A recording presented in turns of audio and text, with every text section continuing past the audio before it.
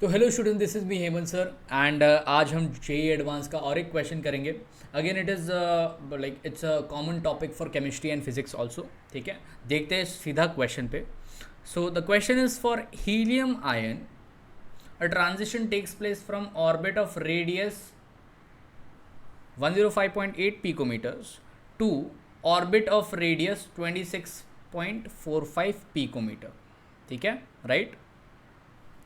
Now the wavelength in nanometers of emitted photon during the transition is, so we have to find out the wavelength. ठीक है, simple अपने को फंडा पता है यहाँ पे। This is nothing but the higher orbit और ये अपना लोअर ऑर्बिट है।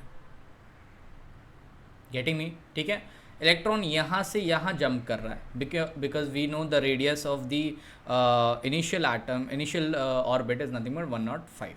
दूसरे ऑर्बिट का रेडियस है 26, तो ऑफकोर्स हायर से लोअर ये जंप कर रहा है। ठीक है, अब ये जंप करते टाइम इसका जो वेवलेंथ है, एमिटेड फोटोन का जो वेवलेंथ है, that we have to find out. ठीक है, समझ में आया? ठीक है, तो सबसे पहले हमको ये पता होना चाहिए दिस कंसेप्ट कि ये जो रेडियस होता है, ठीक है, to find out the orbit of radius, it is depended और it is derived as 52.9 into n square upon z. Getting me? ठीक है, राउट। now the n values and it is totally depend on n values and the z values. यहाँ पे z क्या है? अपना atomic number. तो अगर मैं हीलियम के लिए यहाँ पे काउंट करना चाहूँ तो फॉर एग्जांपल अगर मैं ये वाले ऑर्बिट के लिए फाइंड आउट कर रहा हूँ 105.8 इज इक्वल टू, अगर मैं ये वाले ऑर्बिट के लिए n का वैल्यू मुझे फाइंड आउट करना है तो I will find out something like this 52.9 into n का वैल्यू मुझे पता नहीं है। z का value for helium of course we know that it is 2, right. तो यहाँ पे अगर मैं ऐसे ही इसको सॉल्व करूँ तो what I am going to get, अब यहाँ पे ये मल्टीप्लाई हो रहा है, यहाँ पे आ जाएगा तो डिवाइड हो जाएगा। अगर मैं सिंपली डिवाइड करूँ तो ये आंसर मुझे 2 करके आता है, राइट। ठीक है, so this will be 2 is equal to n square upon 2। n square की वैल्यू हो जाएगी 4 एंड n की वैल्यू हो जाएगी 2। ठीक है, तो ये जो हायर ऑर्बिट था, ठीक है, उसके लिए जो वैल्यू है n की दैट इज़ 2। इतना पता चला? Cool, okay. Further for the lower orbit, ठीक है, उसका रेडियस क्या था? उसका रेडियस है 26.45। सेम थिंग, सेम, अगर उसका भी n वैल्यू मुझे फाइंड आउट करना है तो I will carry out the same thing over here, n square upon 2। ठीक है, अगर मैं यहाँ पे कैलकुलेशन बेसिस पे देखूँ तो यहाँ पे अगेन ये यहाँ पे जाएगा तो डिवाइड हो जाएगा और ये 2 से डिवाइड हो रहा है। ठीक है, फर्दर ये 2 कट जाएगा। Getting me? सो यहाँ पे n का जो वैल्यू मुझे मिल रहा है, n स्क्वायर का value that is 1, hence n का वैल्यू भी मुझे 1 आएगा।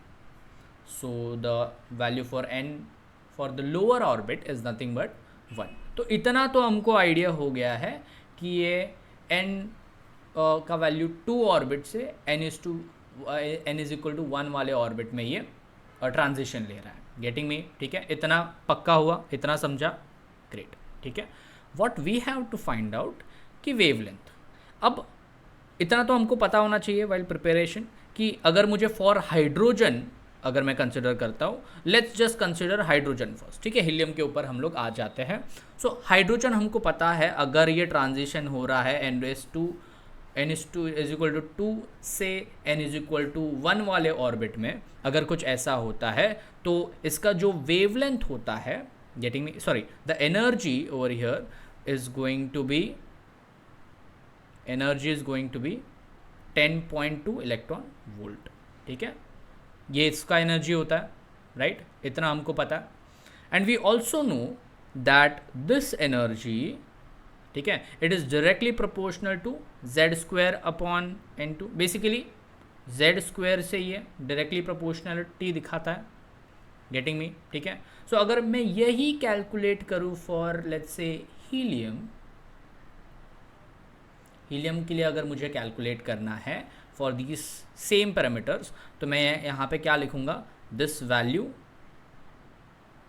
सो हाइड्रोजन वाला वैल्यू, ठीक है, in electron volts into Z square, ठीक है, यहाँ पे electron volts into Z square आ जाएगा, फॉर हीलियम इट इज़ 2, तो यहाँ पे 4 आ जाएगा, और मुझे जो एनर्जी का वैल्यू मिलेगा, एनर्जी का value for helium is nothing but going to be 40.8 electron volt.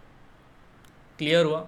समझा ये कैसे किया? ठीक है। सो हाइड्रोजन का हमको वैल्यूज़ पता था, उसके बेसिस पे हमने हीलियम का वैल्यू फाइंड आउट किया विद दिस डेरिवेशन, ठीक है। ये रिलेशनशिप के बेसिस पे हमने हीलियम के लिए एनर्जी यहाँ पे फाइंड आउट किया है। Getting me? ठीक है। Now the last thing comes कि हमको अभी वेवलेंथ फाइंड आउट करना है। तो एनर्जी और वेवलेंथ का क्या रिलेशनशिप है?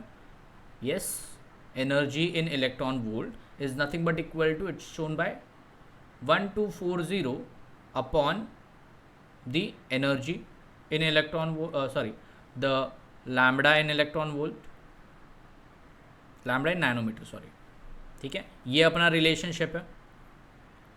अब एनर्जी इन इलेक्ट्रॉन वोल्ट तो हमको पता है, राइट? तो if I have to find out lambda in nanometers, what I have to do, 1240 upon जो भी एनर्जी कितनी थी? यस, एनर्जी वॉज 40.8, तो जो अपने को लैम्बडा आएगा इन नैनोमीटर्स डिवाइड करने के बाद वो आ जाएगा approximately around 30 nanometers. Getting me? ये जो आंसर आने वाला है that is going to be 30 nanometers. Okay, right? So यही हमको यहाँ पे फाइंड आउट करना था। Getting me? तो देखा, समझा ये क्वेश्चन हमने कैसे सॉल्व किया। फर्स्ट ऑफ ऑल एन के वैल्यूज़ यहाँ पे फाइंड आउट किए for both the orbits with this relationship, ठीक है। फिर हाइड्रोजन के लिए वैल्यू हमको कॉमनली पता होता है, अगेन इट्स अ ट्रिक, ठीक है। उसके बेसिस पे हमने हीलियम के एनर्जी को फाइंड आउट किया विच वाज दिस। अब ये किसके ऊपर डिपेंड था? ये वाले रिलेशनशिप के ऊपर। तो ये सब चीज़ें याद रखनी है। ये वाला रिलेशनशिप यहाँ पे यूज़ हुआ, फिर एनर्जी और एनर्जी के लिए जो फाइंड आउट करते हैं वो हमको याद था, ठीक है। Last but not the least ये वाला, राइट, एनर्जी और वेवलेंथ का जो रिलेशनशिप है उसको हम लोग ने यूज़ किया, and finally we get this lambda. Getting me? ठीक है। देखने जाओ तो काफ़ी इजी क्वेश्चन है ये, ठीक है, बट अगेन माइनर मिस्टेक्स हो जाते हैं कभी कभी, ठीक है। यहाँ वहाँ जैसे एन के वैल्यूज़ में अगर गलती कर दोगे, या फिर जैसे यहाँ पे बहुत सारी चीज़ें मेंशन की गई है, जैसे बोर्स रेडियस दिया है, ये सब दिया है, तो अब लॉन्ग ये सब देख के फिर और बच्चे कंफ्यूज हो जाते हैं कि बाबा ये सब करना है, इतना सब लंबा डेरिवेशन सॉल्व करना पड़ेगा, और उसमें गलतियाँ हो जाती है, ठीक है। So you have to take care of that also. बाकी ये काफ़ी ईजी क्वेश्चन था, आप ये सब चीज़ें देख सकते हो, right. It was depending on these quite few concepts. I hope ये आपको समझा होगा, ठीक है। ऐसे ही और क्वेश्चंस हम करेंगे, कंसेप्ट्स भी करेंगे आगे जाके, and yes, till then I will take a leave, and bye bye, take care.